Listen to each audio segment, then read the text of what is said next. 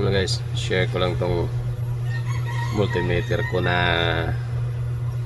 binago ko konti. Nilagyan ko ng Type-C charger kasi pinalitan ko ng battery. Nakakapagod na talaga na palit ng battery. Ganito, tatlong AAA ito, nakakapagod na, kaya pinalitan ko ng lead polymer. Kinat ko lang dito kasi yung battery na to hindi magkasya. Ito po ang kanyang box, yung tatlong battery. Hindi magkasya kung hindi ito kakat. Kaya ito na, kinat ko at naging okay na siya. Kung malubat, dito lang ako mag-charge. Type-C, yan lang, simple lang mga Type-C. Ito lang, okay siya.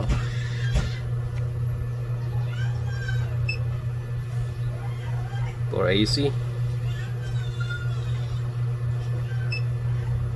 DC, lahat okay, walang problema.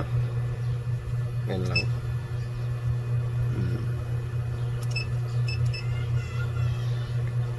Ito po for accurate AC voltage checker. Ito po siya, plus B. I don't know what's the meaning of that. And this one is for ampere, AC and DC ampere. This one is AC and DC also. PD change AC.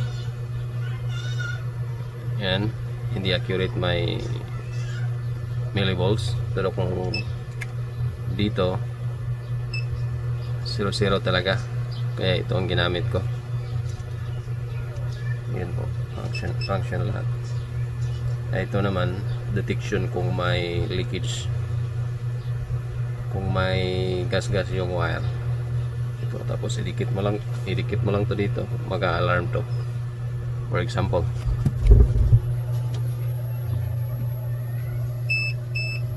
ito nag-alarm.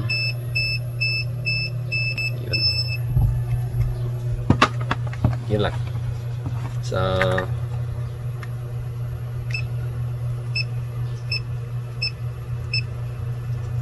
yun lang guys, thank you for watching.